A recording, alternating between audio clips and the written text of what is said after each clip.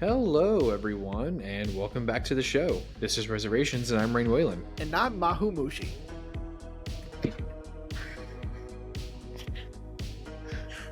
I don't even want to know where that's from. Sure you do. It is from the Fairly Odd Parents special Channel Chasers. That's one of the shows that Timmy really likes. It's called Mahumushi. It's basically Dragon Ball Z. That's so funny. Dude, Fairly Odd Parents, I feel like was such ahead of its time. Butch Hartman is a fucking genius. And I love that, like, Fairly Odd Parents kind of had like a resurgence when the episode of Timmy's Greatest Wish came out. Revealing that Timmy wished to always stay 10 years old and wipe everyone's memory. Yeah, I do. That's crazy. But it's almost like Butch was like answering like, well, why doesn't he ever age? Because it's a cartoon. I don't think you never have to answer that if it's a cartoon. You don't have to explain. Yeah, it's fine. I really love Fairly Odd Parents. I think a couple of seasons ago, I said it was Chester McBad bad. I think. Dude, isn't that crazy that was fucking Frankie Muniz for a hot minute? Yeah, dude, crazy. Speaking of aging in cartoons, that's one of my favorite bits in the final season of Big Mouth, is that they kind of age up the characters. Yeah. Specifically, Nick hits a growth spurt, and Maury's like, oh, they're redrawing him in the finale. So, dude, it's so good. Yeah. Sometimes I feel like I was going to tell you. I have something fun to share. Okay. So my dad. Okay. My dad has been going through this weird phase in his movie watching, where he is trying to find like the most fucked up movies he can find to watch. Okay. And I'm serious. Okay. Like, at first I'm thinking like, whatever, he's going to watch, some like basic whatever, because, you don't want to go too far, and, he's of a certain age, and so he's not going to want to push the envelope too much. Nah, dude. He is full in. Like, he gave me a list of the stuff he's watched so far. And some of them I had heard about. And I'm like, these are like borderline snuff films. Like, what? So he sent me one, and one of them was called The Bunny Game. And I've heard of it. Oh, God. Right? I've heard of it. It's this trucker who picks up a prostitute, and the movie is just him torturing the prostitute, right? Jesus Christ. I know. And it's just, I'm just blown away by his open mind, I am just like, I sent him, because I'm like, I want to participate in this, right? And so I'm like, what's the most fucked up shit I've seen? And so I sent him Silo, of course, right? Oh, that's like quintessential, right? And so I sent him this. I go, this is like the grossest thing I've ever seen. Like, maybe give it a watch. He goes, I've seen it. I didn't like it. And I go, I don't think you're supposed to, Yeah.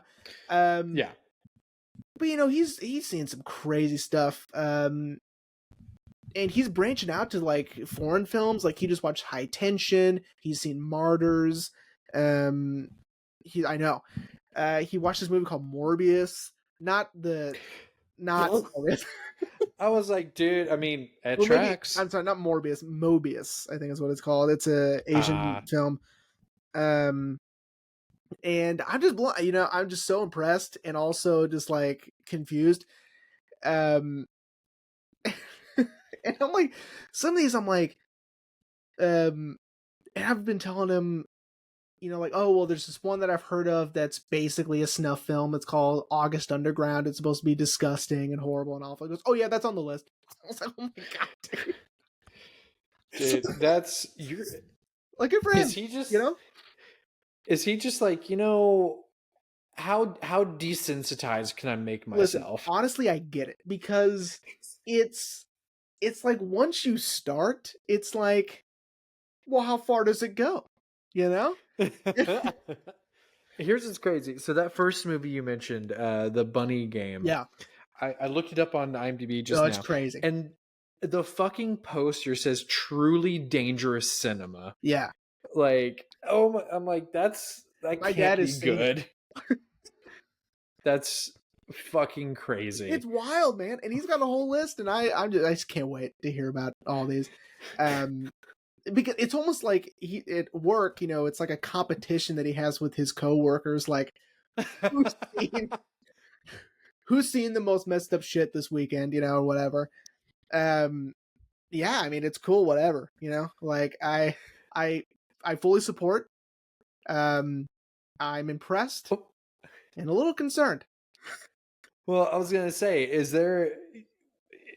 what movie would he have to add to make you be like, whoa, hang on, wait a minute? Well, I don't know. Like when he said that he had seen Bunny Game, I was like, "What the fuck?" You're going in. Like that's deep. That's like a deep cut into these disturbing films lists, And but then I also He's gotta mentioned. watch.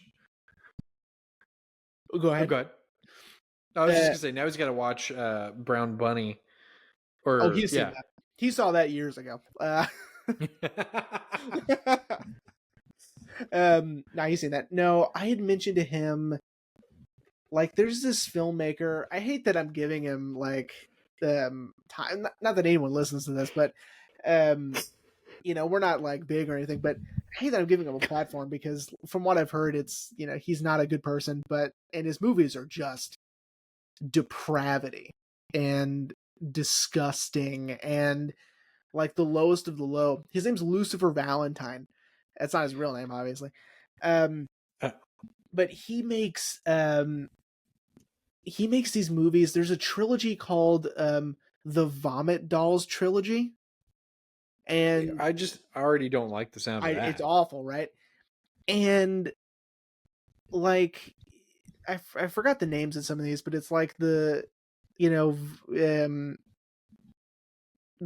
don't know, something with vomit in them, and they're just like supposed to be just like the most disgusting things you can see. And I mentioned that to him, thinking that he's never heard of it or whatever. He goes, "Oh yeah, that's on the list too." And I don't know if he's gonna see it. I was like, "Listen, man, that's something that I don't think I can handle. Like, that sounds so gross to me." Um, and yeah, I don't know. Like he'll like it's not like it's not like he's desensitized. I think he's just really pushing himself, right? Because Like with where Silo, his line is. yeah, because with Silo, he was like, "Yeah, no, I didn't. That was rough, right?" And it's just great. You know what I mean? Whatever. But I was surprised he'd heard of a lot of these movies, and he watches a lot of stuff on YouTube, like people talking about horror films and disturbing films, things like that. And that's where he's getting a lot of his inspo. But I'm just, again, I'm impressed. Also, I should say, what a way to open this episode. Because we're also about to do a complete 180 with the movie we're talking about. I didn't think of that. No, it's honestly, maybe this will get the views. Yeah. They'll be like, holy shit. People will be like, holy shit, what a fucking roller coaster. Well, with that being said, yeah, good transition. For those of you, the fucking like 8 people I think who watched the Cure episode, less 6 people. Damn, it did half as good as fucking Pinocchio. For those of you who did watch Cure, thank you. This week we're doing something completely different. And I didn't mean for it to be the second stop motion film in a row. Yeah, you did 2 in a row. Yeah. Like you, I do try to break up like the type and stuff like that. But again, like I said in my tease, I don't know, this movie's been on the brain recently, and I was like, man, I just really want to talk about it. And then as I was watching it, I was like, oh, holy shit. Like 2 weeks ago, we did another stop motion film, but oh well, it's too late now. So this week we are discussing Wes Anderson's adaptation of Roald Dahl's book, Fantastic Mr. Fox. Now, you saw this movie of your own volition. Yeah. I did not have to force you to watch it, even though I distinctly remember repeatedly telling you, I think this is the one you'll like. Yeah. And I was right. Yeah, I liked this one. Yeah. Yeah, I liked it. I was, at the time I saw it, it was before Maya was born. I was building her crib, I think, and her bookshelf. And so that took a while. So I was just watching movies while I was doing that. And one of them, I just threw on Fantastic Mr. Fox, and I enjoyed it. Yeah. Yeah. Do you think the reason why is because the majority of the cast are anthropomorphic animals? No, I think I liked it because it's, I like stop motion animation. I think, like we said last week, his style lends to stop motion animation. I think that Wes Anderson, to me, is this type of filmmaker, but he wants a stop motion aesthetic in live action. Like, I think that's what he does. Like, I think he's an animator that wants to work in live action. Like, because of his style and because of like his attention to detail in the framing and the symmetry and all of that, I think he just so desperately wants to have a stop motion aesthetic in real life, I think, is what he wants. I could agree to that, but not fully. Sure. But I do see what you're saying, and I like that. I do like that. Because for those of you who know Zach, I am a diehard Wes Anderson fan. I love all his films. Anytime he announces a new film, I'm like, let's go. I still need to see the Phoenician Scheme. I almost watched it last night after I finished the movie, but it was already 10 o'clock, and I was like, right. And this was going to be the first Monday that I hadn't taken off in a while. So I was like, no, I should probably go to bed. Yeah. But yeah, so I'm glad I was right. I knew I was like, but I remember the first time I pitched you watching Fantastic Mr. Fox, I was like, I know this one he will like. And again, I think it's because I'm not trying to compare Wes to Lynch, but I do think when Wes, much like Lynch, is adapting someone else's work, he's a little bit more respectful with it and a little bit more like it still has his signature brand on it, but it's not like the French Dispatch, for example, you would absolutely fucking hate. Oh, I agree with that. Like, full stop. Like, I know you didn't like some of the other films we did, but you just didn't like them. The French Dispatch, you would hate it because it truly is the most Wes Anderson. It's Wes's Wild at Heart. It's the most he's ever been for one of his films. Oh no.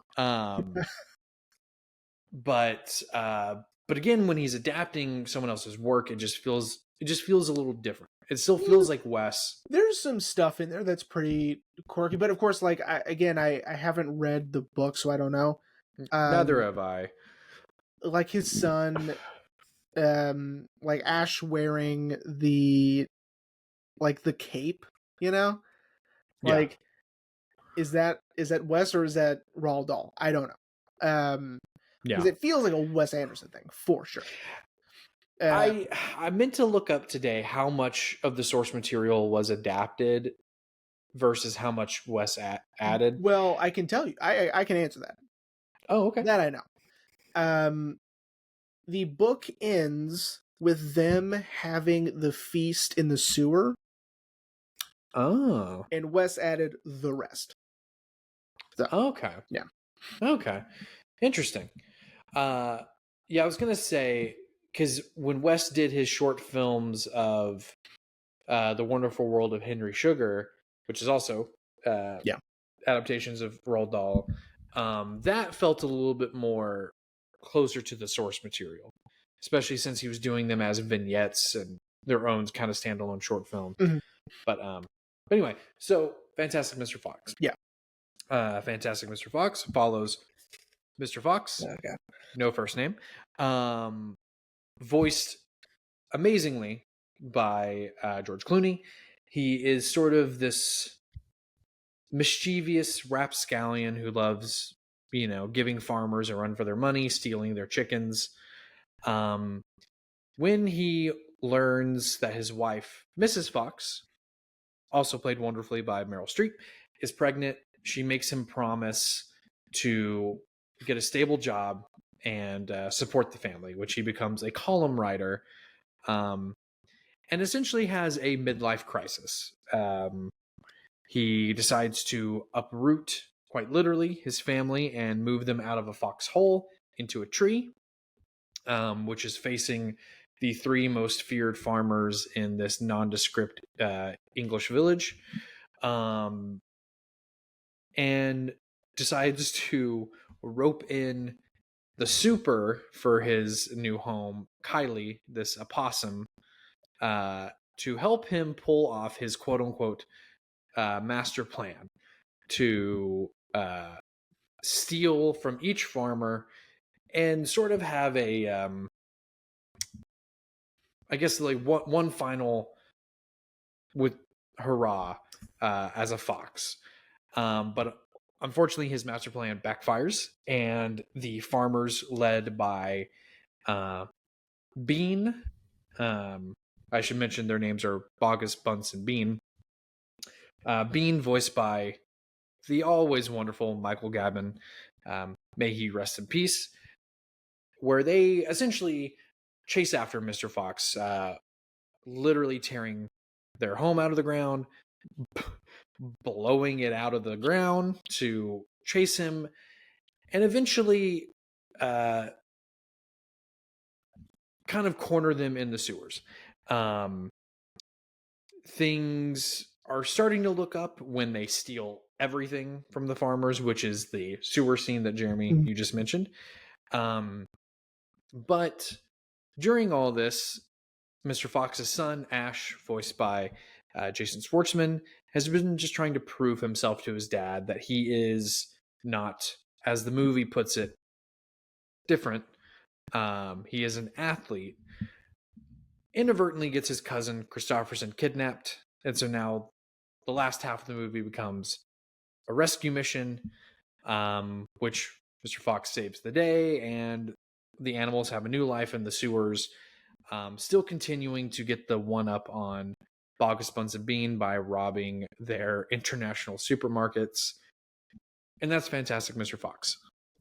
In a nutshell. Yeah. I mean, there's still a lot of stuff I yada over. Mainly the comedy. This movie is so funny. Like Wes has this dry humor throughout all his films, but I feel like this movie in particular is just funny start to finish. Yeah, it is pretty funny. Yeah. No, I agree. One of my no, I'm going to save that for the end. I don't want to jump that in so quickly. I think I've said it on the show before. I know I've said it to you personally. Wes, much like some of the other directors that we really love, like Lynch, Fincher, Mike Flanagan, Wes likes to reuse a lot of the actors he's worked with.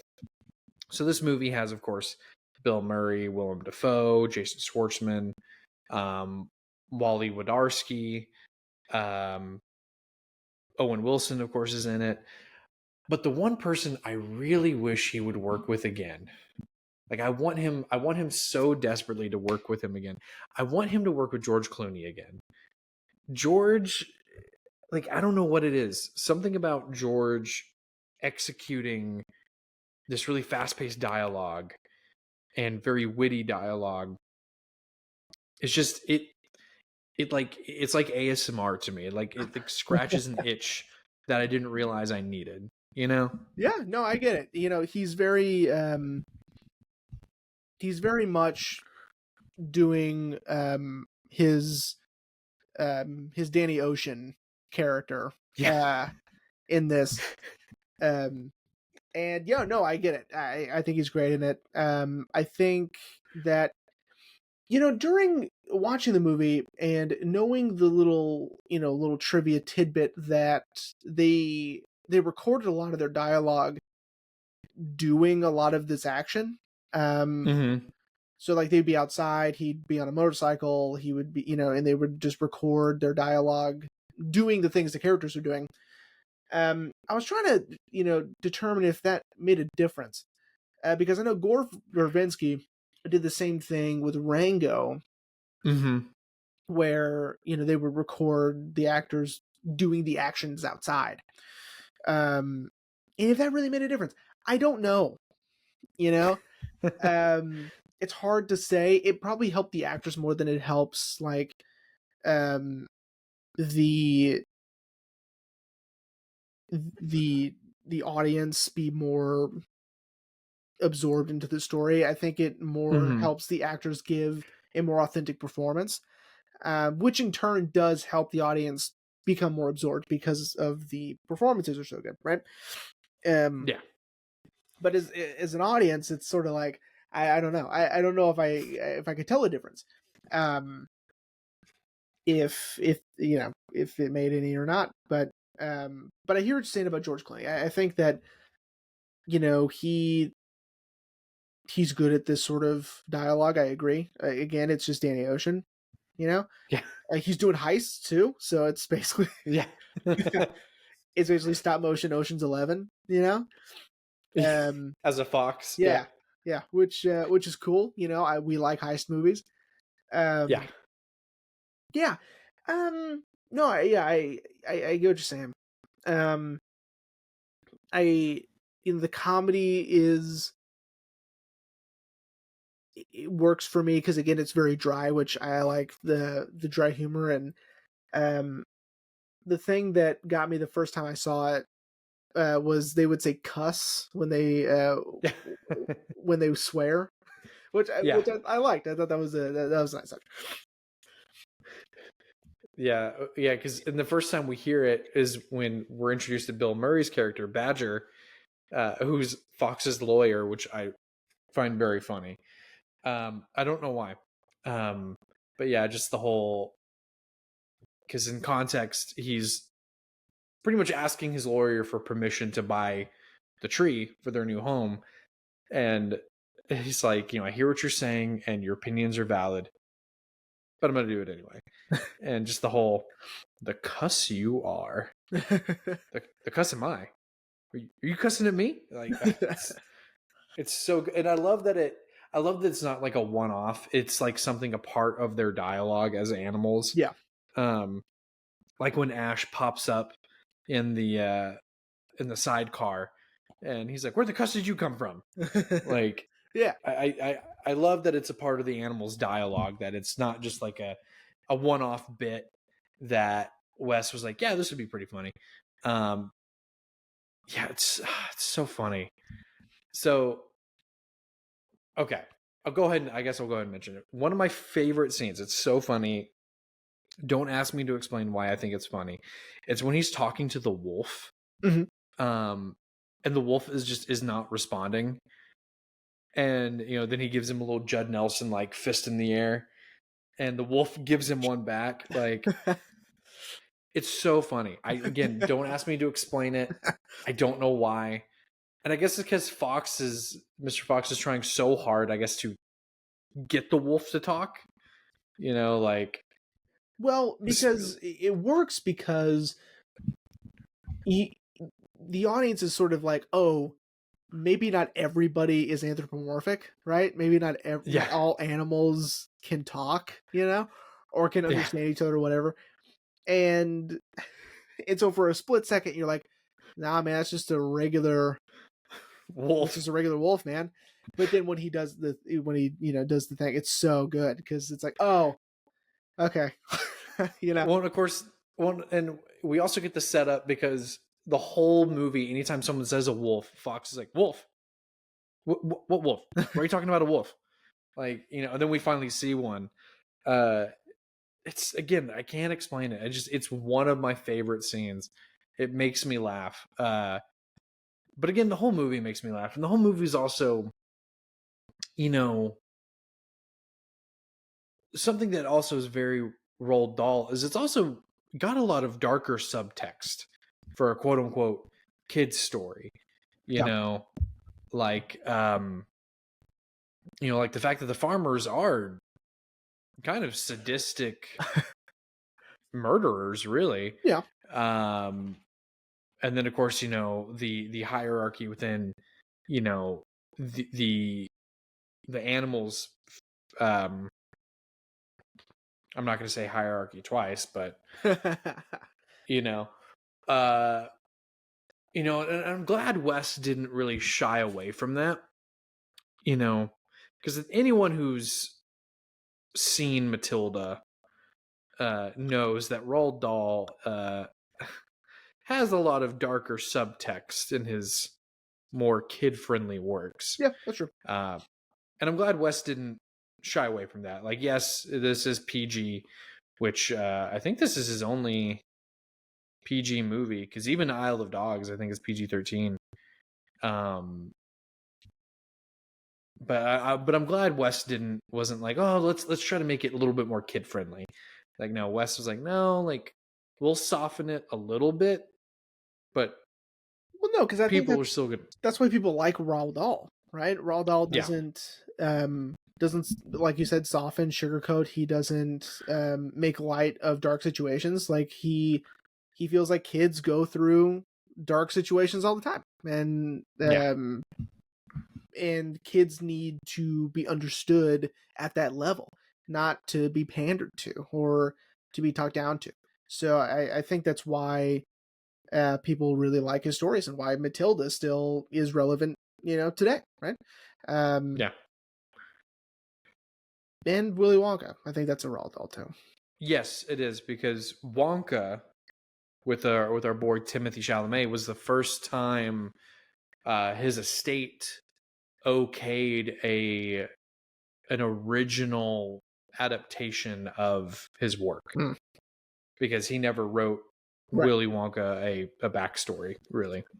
Right. But yeah, I think that's something else that's so great about the movie is, so when we did our bonus episode with Ashley over Coraline, of course, Coraline does not shy away at all from the darker subtext, which actually isn't subtext at all. It's front and center. Yeah. But I like that Wes. That's something else that Wes, I think, has always been really good at is subtext within his films. Like, clearly something happened between Rat and Mrs. Fox at some point. Clearly. Which also, I want to know whose decision it was to let Willem Dafoe do a Southern drawl for Rat. Like, if it was like Willem's or Wes, like, all right, you're going to be playing a rat and he's from the South, and Willem was like, gotcha. or if Willem was like, hey, I got an idea for this, and Wes is like, cool, yeah, do whatever you want. But yeah, clearly something happened between and I still, to this day, I've seen this movie plenty of times, to this day I'm like, did they date at some point? Because he calls her the town tart. Yeah. And even Kylie, and I love that Mr. Fox is like, well, it was different back then, like, it was different times. Yeah. But yeah, but again, I'm really glad that Wes just doesn't shy away from that. And I think that's something that, I know we're not talking about it, but I think that's something that kind of carried over in Isle of Dogs, is that sort of darker subtext in a family friendly setting, but So Jeremy, okay, you kind of hinted on it a little bit more in the opening. So what was it about this movie particularly that you were like, I would be okay rewatching this one versus like Grand Budapest? Yeah, no way.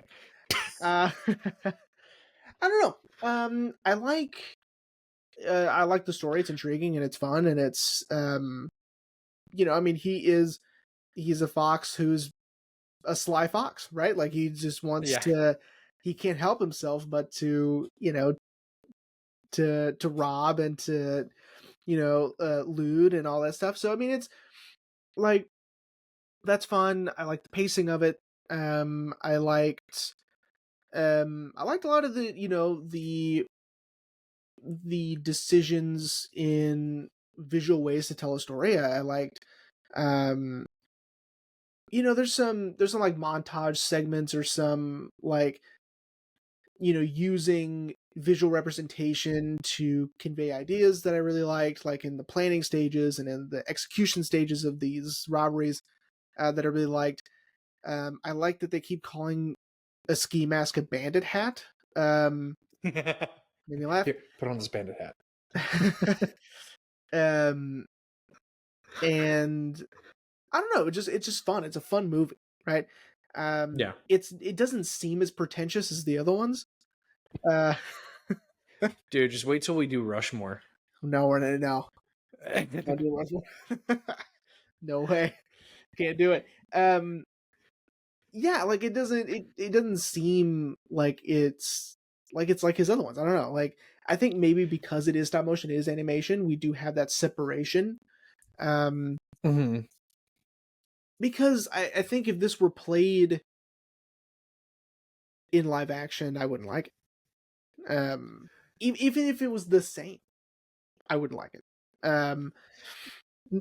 Yeah, I see what you're saying. Yeah, it does definitely feel like with this one, Wes, in a way, didn't take himself too seriously. But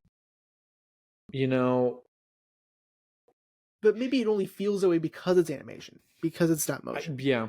I mean, again, if you like this, I think you would like Isle of Dogs, just because it's an original story, but two, Wes definitely learned a lot about animation from doing Fantastic Mr. Fox.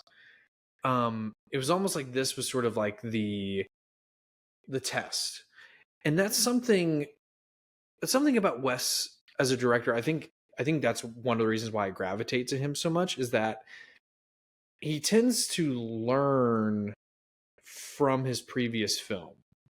Like, if we look at Bottle Rocket does not feel like a Wes Anderson film at all. I mean, it has witty, dry humor. The dialogue is really fast, but it's not as symmetrical in terms of framing. Doesn't have a lot of pastel colors. It feels like a first-time director. And then you go to Rushmore, and we have smoother whip pans and better symmetrical framing. And then you have the Royal Tenenbaums, which is where Wes starts to become Wes Anderson, I feel. Mm-hmm. And the same thing for Fantastic Mr. Fox. I think he took a lot, obviously, almost everything from his repertoire of symmetrical framing and fast-paced dialogue and things happening in the foreground while we're focused on what's happening up front, in front of the camera.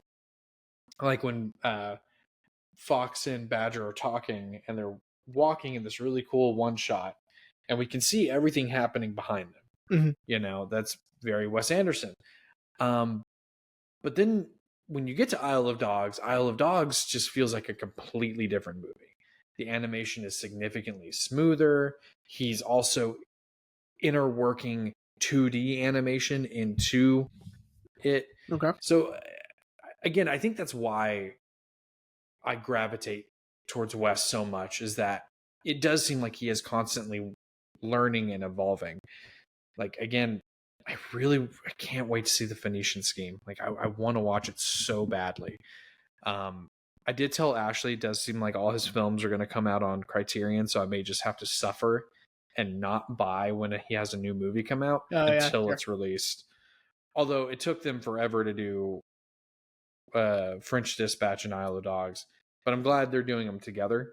So now you just need Asteroid City and the Phoenician Scheme. Sure. But anyway, yeah. So I think I see your point.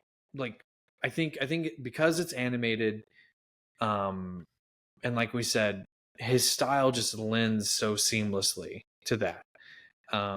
Here's another one of my favorite. Okay, go ahead. I would argue. Okay. Okay. I would argue that I would like the Grand Budapest Hotel if it was stop motion animation. with humans or anthropomorphic animals? It doesn't matter. If it was stop motion animation, I think I would like it. And I think because, like, for instance, like I talked about it, I think, on the episode, I thought it was just so stupid. That I think it was Saoirse Ronan had that birthmark on her face. Yeah, that looked like Italy or something. Mexico. Yeah. And I thought that was so stupid. It's just quirky for being quirky. It's just like it didn't have any bearing on the story. It's just like whatever. I get it, but I don't like it. Whatever. But if it were stop motion animation, then I don't know. There's something about, like, I don't know, because, well, like, there's that separation between, like, precision and and the amount of time and effort and passion it takes for stop motion animation to do what he's doing in live action. In live action, to me, reads as, pretentious. It's artsy, but it's not like, it's artsy without a message, right?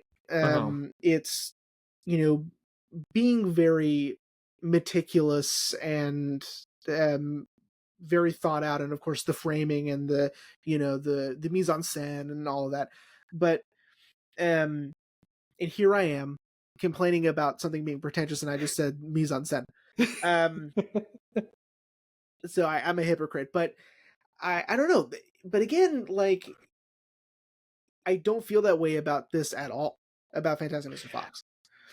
And do you think it also has something to do with how the stop motion is animated? Because I will say Wes definitely, maybe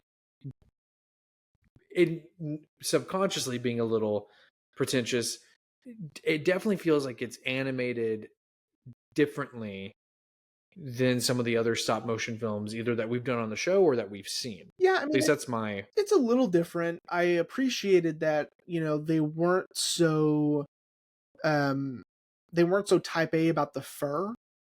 Like the fur just moves around because it's gonna, yeah.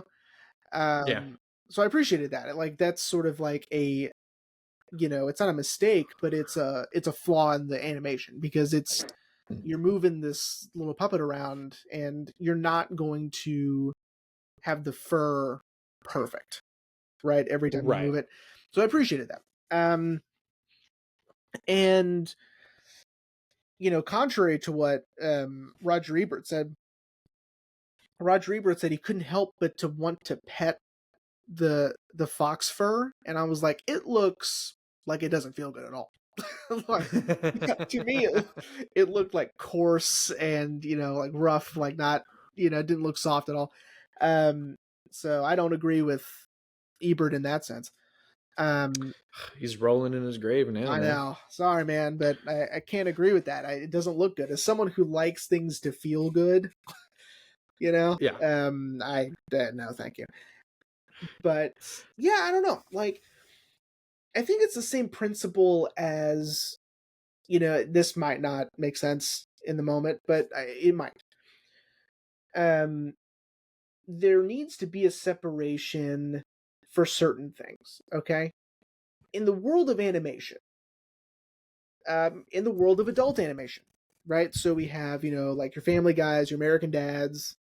The Simpsons is borderline for adults, but it can be for families. It's fine. But South Park, things of that nature.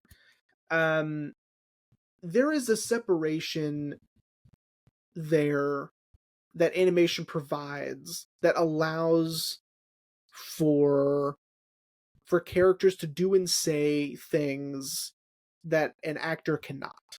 Okay? Mm-hmm. This is beautifully represented when Seth MacFarlane tried to make a live action sitcom. Okay? This is true. This happened. Okay?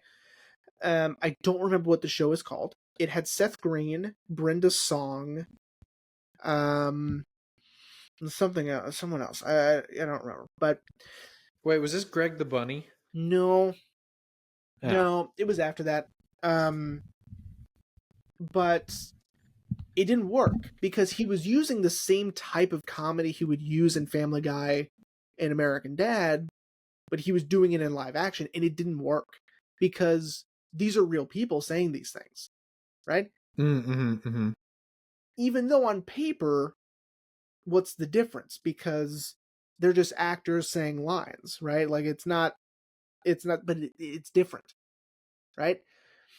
And I think that's how I feel with Wes Anderson. I think that, with putting people, live actors in these situations and posing them in these ways and having this such distinct style that is so undeniable and so strict and rigid too.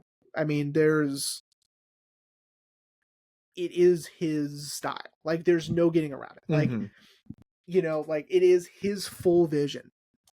That just doesn't work for me with real people, but it does with puppets apparently. And that's the only example I can give you to explain how it works in my brain. Of why it seems pretentious with humans but not with puppets. No, I see what you're saying, because like, I mean, let's take let's do an extreme example, also using Seth MacFarlane. Like if you were to do one of the infamous Peter chicken fights in live action, it would be a mess. Yeah. Especially considering one of them ultimately, usually the chicken, dies at the end. And I feel like it would just kind of take you out, especially considering it kind of, I just recently saw this, as many of our listeners, Zach, knows, I'm a big fan of Smosh, and I was watching a Smosh compilation, and back before Anthony came back, they used to do this series of like reunions of like different shows and stuff like that. And they did a Family Guy reunion, and they did a chicken fight with Ian as Peter and Noah as the chicken. And yeah, it was funny because it was very low budget, and like you could tell there were times when it was a doll. That's funny. If you imagine that as with a budget, it doesn't work. And so I could see what you're saying, like there's a scene in The French Dispatch. It's one of my favorites, really, where this fight erupts at a prison during one of the vignettes. And what Wes does is he does a freeze frame, and he glides the camera through the chaos. But he doesn't freeze the frame. He makes all the actors stop. Oh, moving. Okay. Gotcha. Yeah. And at first I thought it really was a true freeze frame, but then I saw Adrian Brody's eyes kind of blink at one point. And I was like, oh no, they're all just standing frozen. Even though I really like that, it does come across as a little corny. But if they were to do that in stop motion or even 2D animation, it would look probably slightly better and less corny. So I do see what you're saying. And I guess I appreciate him using old school techniques, because I watched a movie recently. It's called A Matter of Life and Death. I really liked it, by the way. It's on the Criterion Collection, so you can look that up. Oh, okay. And there are scenes where people have to be frozen in place while other people walk around. And there was a moment where they did use an actual still shot, but the other times you could see the actors just freeze in place, right? Mm-hmm. But the image is so clear now these days that you can see them sort of, you know, sort of wobble a little, you know? Uh-huh. It doesn't really take you out of it, but it's that's what you had to do. I mean, you just had to, if you wanted this look, if you wanted this technique, you had to just stay still, you know. So I Yeah. appreciate that he's not using any CG tricks or anything. Although he probably could have fixed that eye in post. Yeah. I maybe he wanted. I don't know. I mean, the French Dispatch was made during the height of COVID, so. But anyway, but no, I do see what you're saying, and I see why you would like Fantastic Mr. Fox. And again, I think you'd really like Isle of Dogs, especially because that's the first time he worked with Bryan Cranston. I do like Bryan Cranston. And Brian killed it. Edward Norton came back for that one. It was also the first time he worked with Jeff Goldblum. Is the French the Isle of Dogs? Interesting. Yeah, I think you'd like that one too. But yeah, so everybody, I told you one of my favorite scenes, which is with the wolf. What is one of your favorite scenes? Doesn't have to be. I mean, like I said, I know the movie's funny from start to finish, but like, doesn't have to be specifically a comedic scene. Yeah, it's a good question. Let's see. Which would I say would be a favorite of mine? Because again, like there's some stuff in here that I really, really liked. Jeez.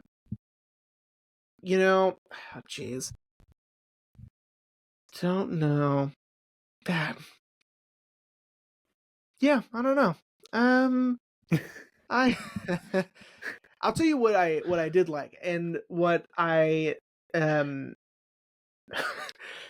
what sort of like, I don't know how to explain it, just like oh, they're fox sized, like Uh-huh.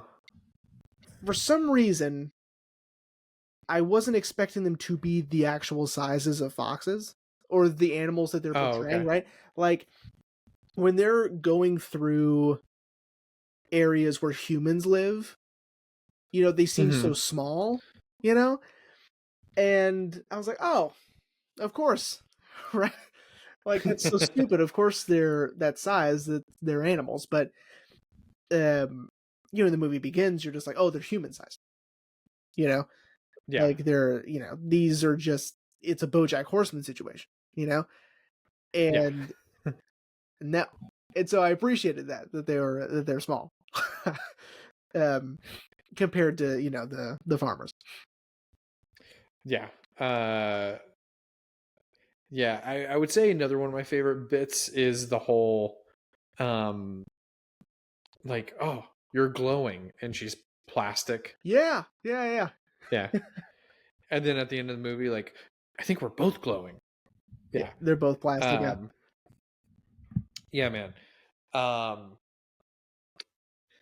You know, one more thing I wanted to mention before I forget, because I don't want to like remember after we do the wrap up, is I really like one of the things I think I really like about the movie too is how each character has their own little arc. I mean, obviously more of our main characters, like Mr. Fox, of course, like coming to terms with the fact that, you know, he can't be selfish. And Yeah. And again, it proves my point that he's going through a midlife crisis. Ash, his son, being a little bit more accepting, I guess, or accepting himself as being different. Yeah. Also, I love that Ash spits whenever he gets a chance. Yeah. He just, it's so good. And then I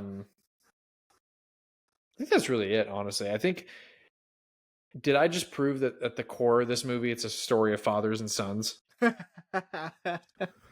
Yeah, probably. Um, Uh, well, and you bring up a good point, which Mr. Fox, like I don't like him, for the majority of the movie because he's not nice.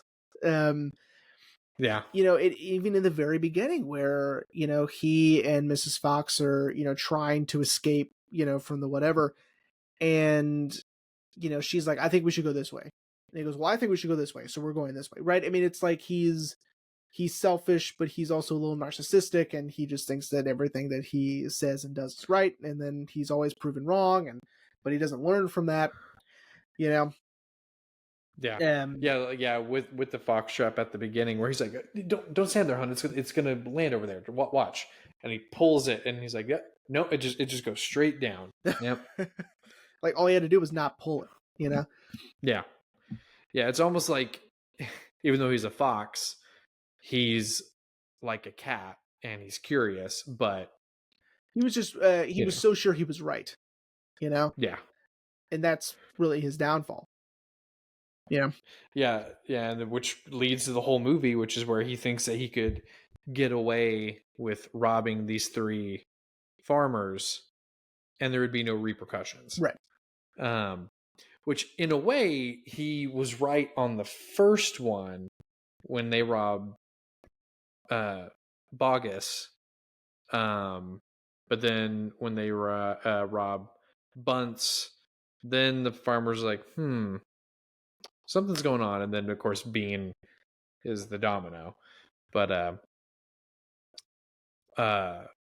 one more thing that makes me laugh, and then we'll wrap up, is when they're robbing Bogus and they've got the squabs, and they get to the electric fence, and Kylie's like, all right, and how and what's the plan to get out? And he looks directly at the camera like, oh, I hadn't thought of that. And then his only answer is to climb the electric fence because they kind of have no choice at that point. So good. Yeah, that part did make me laugh. That they were just accepting that they're just going to be electrocuted the whole way up. Yeah, that's pretty funny. I think it's interesting that the book ends with them sort of triumphantly winning over the farmers and having this grand feast, right? Mm-hmm. But sort of Wes sort of changing the whole story by, that's not enough, right? It's not enough to to outsmart them, that way, because they know where you are. You know what I mean? Like, yeah. I don't know if the book's supposed to be open-ended, like, oh, what's going to happen next? It sort of seems like it's their triumphant ending, like they won, right? Is my understanding of how the book is supposed to end. Like, that's it. That's the end, I think it's interesting to add a completely different ending that's similar, but just adding one more hurdle, of them getting washed out by the cider. Yeah, I think that's really interesting.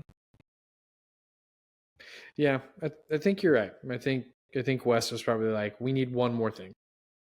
We need one more little bit of conflict, and then we'll end the story. Yeah, I mean, because again, it's similar, with them now having access to this grocery store anytime they want. Which is, it's in the same vein as stealing all the stuff from their farms, I guess. Yeah. Well, and because clearly they own the grocery store, right? Yeah. But yeah. Well, with that being said, buddy, are you ready to wrap up? I am. Again, I enjoyed it. I hope I explained myself correctly. Of why I like this but not the other ones. Yeah, no, good job. Good pick. Thanks, buddy. Yeah. Like I said, I don't know why this movie was on the brain. I was just like, man, I want to talk about Fantastic Mr. Fox. Yeah, maybe one day we'll do Isle of Dogs, because like I said, if you like this, I think you'll like Isle of Dogs, because Isle of Dogs Wes did something really cool, which I think I told you about, which is because the film takes place in Japan. All the Japanese characters speak Japanese. There are no subtitles. Cool. But he puts that the barks were translated into English. So what the Japanese characters are hearing are barks. The audience is hearing English. Gotcha. Yeah, which is pretty cool. No, I like that. Yeah. Yeah. But all right, buddy. Well, glad you didn't hate this one, even though I knew you weren't going to hate it. What are we talking about next week? Because I am curious to know. Because you said I may or may not have seen this. Yeah, so I mean, I have no clue. But you had mentioned last week we were talking about Superman, the new one, and Eddie Gathegi. I don't know how to say his last name. Yeah, I think that's right. Eddie Gathegi. There's no way. That's too rhymey. I don't know if that's right. But anyway, you had mentioned that you would really liked that actor, and he plays Mr. Terrific in Superman. And I mentioned that there is one performance of his that I love, and it is so small, but it is very important within this movie. And we have never talked about it. And I think about this movie every once in a while, because of the questions that it brings about. Like, this is it's a cool, fun icebreaker. If people have seen the movie, to just sort of be like, what would you have done? Right? Because there's two options. Anyway, whatever. I cannot wait to talk about this movie. Next week, we are discussing Ben Affleck's adaptation of Dennis Lehane's Gone Baby Gone. I have not seen Gone Baby Gone. I have seen Ben talk about how he's a little jealous that Andrew Dominic got to, quote unquote, introduce the world to Casey, because he wanted to kind of introduce the world to Casey. But I guess with the releases, The Assassination of Jesse James came out first. Yeah. Then Gone Baby Gone. This is also a 2007 film. Yeah. That year was a banger, dude. Yeah. Yeah, man. I remember someone telling me about it. I think it was probably you. And I think I'd gotten it confused with, I don't know why, $1 Million Baby. Oh, interesting. Sure. And I was like, that's understandable. Oh, with Hilary Swank, which, no offense to Hilary Swank, but I was just like, oh, okay. I mean, I guess. But yeah, I know nothing about the movie. Cool. At all. I just know that Ben was really disappointed that he didn't get to introduce his brother to everyone. Which cool, man. You know, that'll be the second Casey Affleck movie we've done this season. That's true. Yeah, man, it's amazing. Yeah, I think about this movie all the time. I think it's so good. Great soundtrack too. Not that matters, but it ends with a great Alexei Murdoch song that I really like. Fans of The Office will see a very different side of Amy Ryan, who plays just the worst person in this movie, man. Amy Ryan plays Michael Scott's love interest by the end of the series. Yeah. Well, she also plays his wife in shout out to our Beautiful Boy episode. Yeah. So yeah, man. God, it is so good. This movie's so good. Like, I can't wait for you to see it. Nice. Yeah. Hell yeah. And you know, love me some Benny Affleck. Yeah. Yeah, and he's not in it. He just directed it and co-wrote it. So one of the few movies he directed that he didn't put himself in. Dude, it is so good. Like, I think it's better than The Town. In terms of, that's controversial. In terms of Ben Affleck directorial films, I would say it's better than The Town. Yeah. I know that's a hot take. It's controversial, probably, but I was gonna say, I think that's very controversial. It's really good, man. Cool. Awesome, man. I'm excited, bro. I'm excited. Well, everyone, we hope you enjoyed this episode on Fantastic Mr. Fox, and we will see you next week for Gone Baby Gone.